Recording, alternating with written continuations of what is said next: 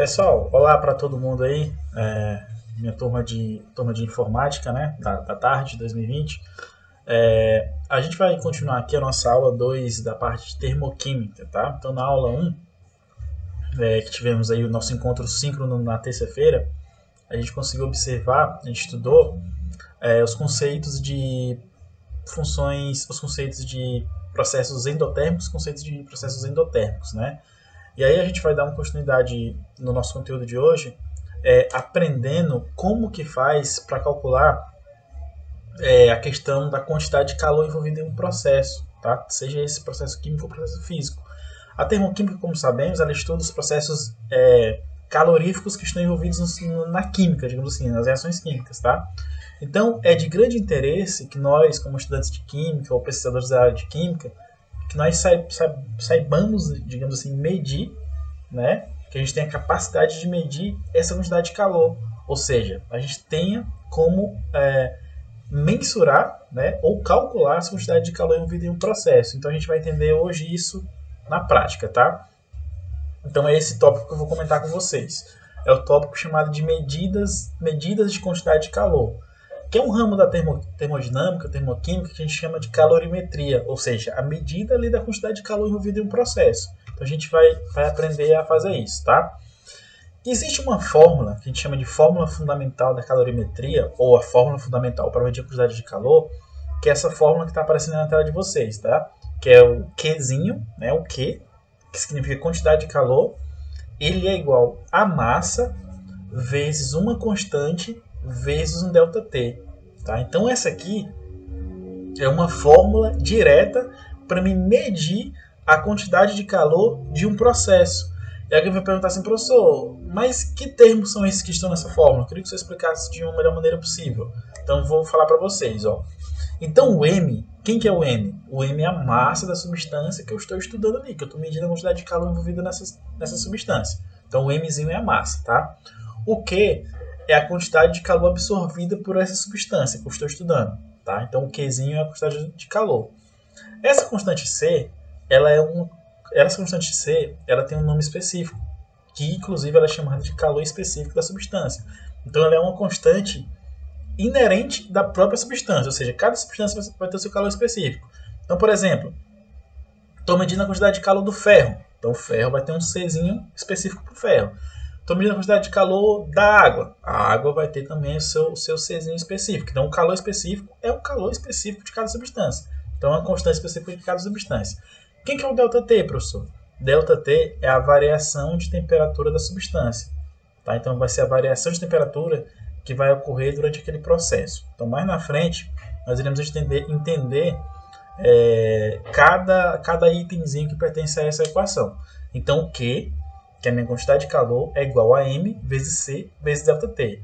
Então se eu tivesse esses três parâmetros, a massa, a constante, que é o calor específico, e a variação de temperatura, eu consigo calcular a minha quantidade de calor envolvida naquele processo, tá? Na tabela que está sendo mostrada na tela de vocês, é mostrado o calor específico para 4 diferentes espécies químicas, tá? Então eu tenho o calor específico da água, que vale 4,18. Eu tenho o calor específico do ferro, tem um calor específico do alumínio e da glicerina, tá? Então a gente tem esses calores específicos aí mostrados na tela de vocês, tá? Ele tem uma constante, né? A constante está em Joule vezes grama menos 1 e vezes graus Celsius a menos 1, tá? Nessa figura que está sendo mostrada na tela de vocês aí, gente, eu estou mostrando o aparato, tá? O aparato experimental que a gente usa para poder fazer as medidas da quantidade de calor, tá? Então, por exemplo, alguém fala assim, professor, como é que eu vou medir a quantidade de calor de uma substância no laboratório? Então, o aparato experimental é esse, tá? Então, eu vou explicar com calma. O que significa essas coisas aqui. Esse aparato experimental completo a gente chama de calorímetro, tá? Então, o calorímetro é o meu instrumento ou o meu aparelho, digamos assim, é o meu aparato experimental, porque não é nem um aparelho, é um aparato experimental que eu vou utilizar para medir a quantidade de calor. E aí dentro desse aparato experimental eu tenho vários itens, tá? Então eu tenho um becker, eu tenho um termômetro, tenho um agitador térmico, tenho recipientes que vão isolar, tá? Então a gente vai conversar isso aqui com calma agora, tá? Então é o seguinte, primeira coisa, Digamos que eu quero medir a quantidade de calor que está envolvida ali no aquecimento da água. Tá? Eu quero medir a quantidade de calor que a água vai absorver quando ela está sendo aquecida. Então a gente vai trabalhar com isso. Então, primeira coisa, eu tenho um recipiente de vidro, tá? Como se fosse um copo, só que na química a gente chama isso de becker. Tá? Então, nesse becker, eu vou ter quem? Eu vou ter a minha substância que eu estou estudando, que é a água. Então tá aqui, ó, a água dentro do becker. Tá? Então, esse becker, ele tem a minha água, e essa água, gente, ela tem uma massa conhecida, ou seja, eu tenho o valor da massa de água. Alguém vai perguntar, por que, professor, você tem a massa de água conhecida? Porque quando eu for usar a fórmula, eu preciso saber a minha massa da substância que eu estou trabalhando. Então, eu preciso da massa conhecida de água. Eu não vou jogar qualquer quantidade de água lá. Eu preciso jogar uma quantidade de água na qual eu tenho o valor medido dessa água lá. Tá? Outra coisa, esse becker, ele fica dentro de um recipiente, desse recipiente quadrado. Para que serve esse recipiente quadrado que está aqui, essa caixa? Ele é um recipiente que serve para isolar o meu becker, para ele não perder calor para o meio ambiente. Tá? Porque para todo o calor que estiver envolvido aqui dentro desse processo, eu consegui quantificá-lo. Porque se eu perder calor para o ambiente, vai ter calor perdido. Eu não vou conseguir calcular aquele calor. E eu estou precisando calcular essa quantidade de calor, então eu não posso perder calor para o meio externo. Ele precisa estar todo aqui dentro do meu recipiente para poder quantificá-lo. Porque se eu perder, eu vou estar calculando uma coisa sem sentido. Como é que eu estou calculando 50 kJ de calor, mas se eu perdi 30? E eu perdi, digamos, 30. Então eu vou estar calculando um valor ali real. Então é necessário que eu tenha um recipiente com tampas isolantes, né? Que ele tenha a capacidade de fornecer para a gente um isolamento térmico, que eu não consiga perder calor. Então ele funciona como se fosse uma garrafa térmica que a gente tem na nossa casa, né? Garrafa térmica, você consegue conservar uma água quente, um café lá dentro. Então esse recipiente térmico ele tem essa mesma função, fazer com que eu não perca calor para o ambiente, tá? Já que eu estou querendo quantificar calor, não posso perder calor para o meio externo, tá? Dentro do meu becker, eu tenho uma coisa chamada de termômetro de precisão. O que é o termômetro de precisão? É o meu aparelhozinho que vou medir a temperatura, tanto a temperatura inicial quanto a temperatura final, depois que terminar o meu aquecimento. Porque é o seguinte, eu vou aquecer essa água, né, eu vou estar numa temperatura inicial e depois eu vou aquecer. E eu vou querer saber o calor que foi envolvido nesse aquecimento. E aí a minha medida de temperatura ela vai ser importante. Por quê? Porque ela vai estar presente aqui, ó, na minha fórmula também, da quantidade de calor. Eu preciso da temperatura aqui. Só que não precisa da temperatura em si, eu preciso de um ΔT, que é a variação de temperatura, ou seja, a temperatura final menos a temperatura inicial. Então, eu vou precisar da temperatura no início do meu experimento e vou precisar da temperatura no final. E quem que vai me fornecer essa temperatura, gente? Vai ser esse termômetro de precisão, tá? Outra coisa, eu vou precisar aqui também de um agitador térmico, tá? Esse agitador térmico, ou de um agitador elétrico. Esse agitador elétrico, muitas vezes, no caso, quando eu estou aquecendo somente a água, ele não é nem tão necessário, porque eu só estou trabalhando com água. Agora, nos casos em que eu vou precisar dissolver um sal, e aí eu não vou ter a capacidade de pegar o becker e ficar mexendo, porque o becker está lá dentro do recipiente, eu preciso de um agitador elétrico. Aí esse agitador fica rodando essa hélicezinha aqui, ó, e vai ajudando a mexer o sal, tá? Vai ajudando a mexer o sal para dissolver, tá? Inclusive na aula passada, acho que o Gustavo perguntou alguma coisa relacionada a isso, sobre mexer, sobre agitar substâncias para elas se misturarem, né, para ter dispersão. Então, como eu não vou conseguir pegar o becker, já que ele está lá dentro da minha caixa isolada, eu uso um agitador elétrico, tá, para poder fazer essa dissolução. Se eu estiver trabalhando com dissolução de sais, como aqui no caso eu estou trabalhando só com água mesmo, eu nem vou precisar ligar o agitador elétrico, ele pode ficar desligado lá tranquilo, de boa. Beleza, gente? Sossegado? Então é isso. Então, isso tudo que eu expliquei aqui para vocês é o aparato experimental que eu uso para medir as quantidades de calor, que é num recipiente, que é nessa aparelhagem toda chamada de calorímetro, tá? E aí, além de usar o calorímetro, eu uso aquela fórmula lá que está mostrando na tela de vocês. O Q é igual a M vezes o C vezes o ΔT. Então é o seguinte, ó. A minha massa de água conhecida eu já tenho, então eu já tenho M. O ΔT eu vou obter através do termômetro, né, de precisão, tanto a temperatura inicial quanto a final. Então o ΔT também eu já tenho, ok. E o C? O C é a minha constante, tabelada. Para a água vale 4,18.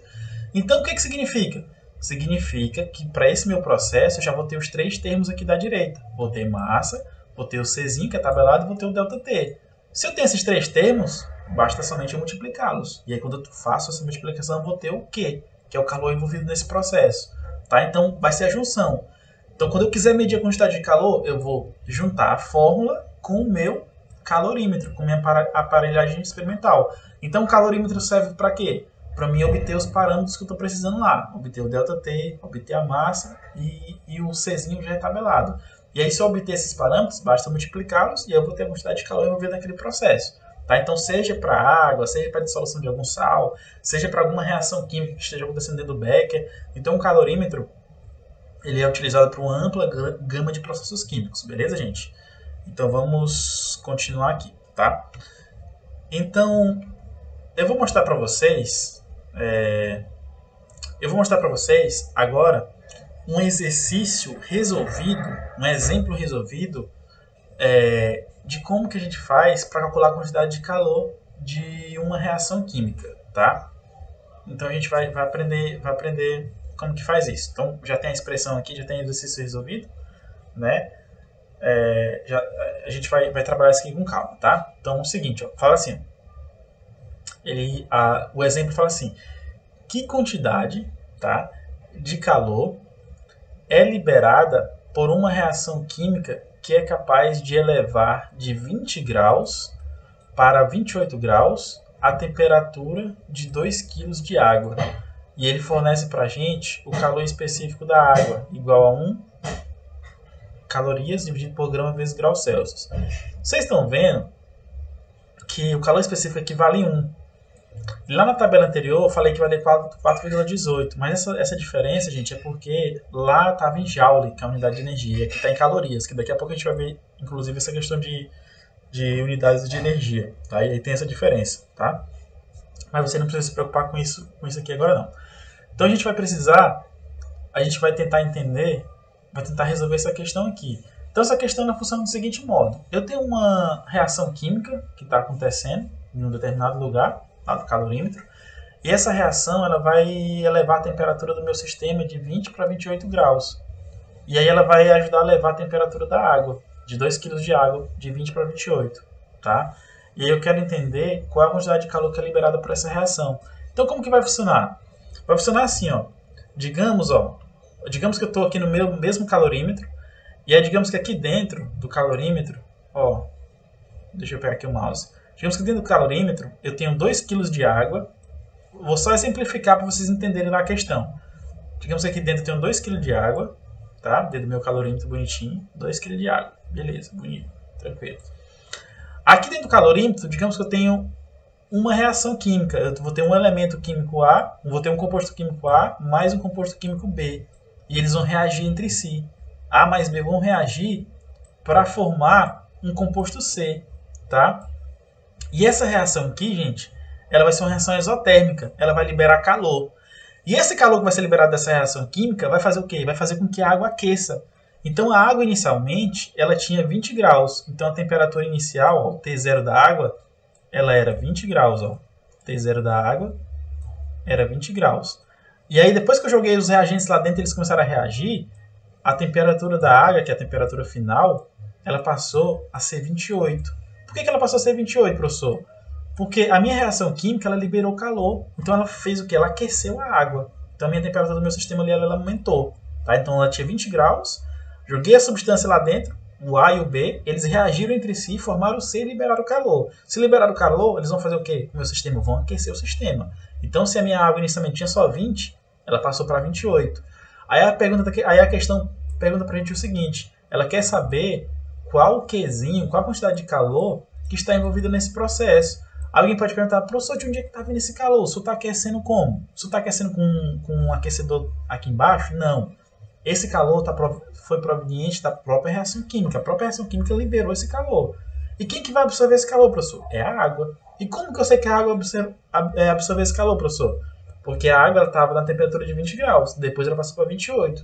Tá? Então, essa água foi aquecida. E esse calor foi proveniente de onde? Do calor que a reação química liberou, que é uma reação exotérmica, tá? Então, eu estou contextualizando aqui a nossa questão dentro da própria figura aqui do meu calorímetro, tá? Então, vamos lá, só para vocês entenderem. Então, é o seguinte. Então, agora, gente, vai ficar fácil de resolver. Só jogar na fórmula. Só jogar na fórmula, então não tem segredo, ó. A minha massa, né? E aí a fórmula vocês vão lembrar, ó, a fórmula é essa, ó, Q né? Que é o meu calor, é igual a massa vezes calor específico vezes ΔT.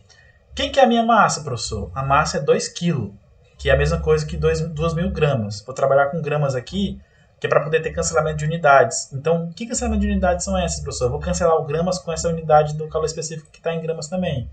Então, aqui a gente vai precisar fazer uma coisa chamada de análise dimensional. Além de fazer os valores numéricos, a multiplicação numérica, é necessário que as unidades no final sejam coerentes com aquilo que eu estou calculando, tá? Então, por isso que eu vou deixar em gramas. Então, são 2.000 gramas. O meu Czinho, que é o calor específico, ele é 1 calorias dividido por grama vezes graus Celsius. Então, tá aqui. O meu ΔT é quem? É temperatura final menos temperatura inicial. Quem que é a temperatura final? 28. Por quê? A reação química foi capaz de elevar a temperatura de 20 para 28. Então, temperatura final 28. Temperatura inicial, 20. Então, 28 menos 20 vale quanto? Vale 8. Tá? Vale 8 graus Celsius. Acabei não colocando aqui. Tá? Então, é importante que a gente coloque sempre as unidades. Tá? Então, meu ΔT vale 8 graus. Então, agora está tranquilo demais. Ó. Já tenho a massa, tenho o calor específico e tenho o ΔT. Já tenho os 3 termos aqui da minha equação. Basta fazer o quê? Multiplicar. Né? O velho matematiquês. Só multiplicar. Então, está aqui. Ó. Q é igual a M vezes C vezes ΔT. Quem que é o M? Está aqui. Ó. 2.000. Quem que é o C? É 1. Quem que é o ΔT? É 8. Então, alguém vai falar assim, professor, é só isso mesmo? Só multiplicar? Só multiplicar. 2.000 vezes 1, 2.000. 2.000 vezes 8, tá aqui, ó. 16.000, tá? Então, vai ser basicamente 2.000 vezes 8, né? Então, 2 vezes 8, 16, e só acrescento de 3 zeros, 16.000. Então, qual a quantidade de calor que vai ser envolvida aqui, professor? Vai ser 16.000 calorias, tá? Então, por que apareceu essa calorias aqui, professor? Porque as unidades aqui, elas foram canceladas, ó. Graus Celsius, ó, cancelou com esse graus Celsius aqui. Esse gramas aqui cancelou com esse gramas aqui. E aí sobrou só o cal. Tá? E o cal é de calorias. E calorias você já deve ter ouvido falar, né? Na química, geralmente, a gente usa muito... a unidade de energia é o joule, tá? Que eu vou comentar já já.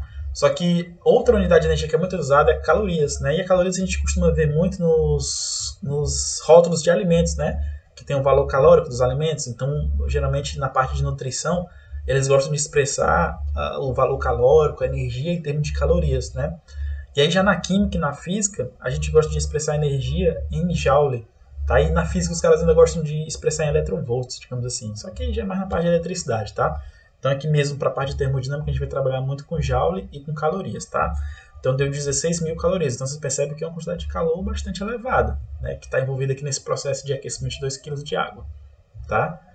Então, é importante que vocês tenham em mente isso, gente. Se tiverem ficado na dúvida, qualquer coisa vocês comentem, tá? Na aula aí. Ou podem mandar mensagem para mim também. Qualquer dúvida aqui nessa passagem, podem ficar à vontade, tá? Agora a gente vai chegar aqui na parte sobre as unidades de energia. Tá? As unidades de energia são interessantes.